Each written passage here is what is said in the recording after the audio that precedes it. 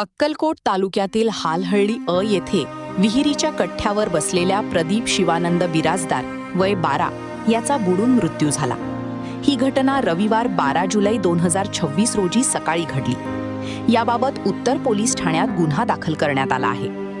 प्रदीप हा रविवारी सकाळी मित्रांसोबत गावातील विठ्ठल कोळी यांच्या शेतातील विहिरीजवळ गेला होता। त्यावेळी त्याचे मित्र विहिरीत पोहत असताना प्रदीप हा विहिरीच्या कठड्यावर बसून त्यांना पाहत होता। दरम्यान त्याचा अचानक पाय घसरल्याने तो विहिरीत पडला।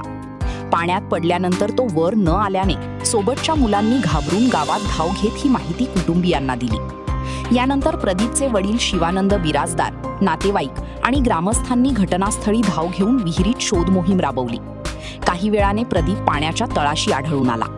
त्याला तत्काळ बाहेर काढून ग्रामीण रुग्णालय अक्कलकोट येथे नेण्यात आले। मात्र वैद्यकीय अधिकाऱ्यांनी तपासणीनंतर उपचारापूर्वीच त्याचा मृत्यू झाल्याचे घोषित केले।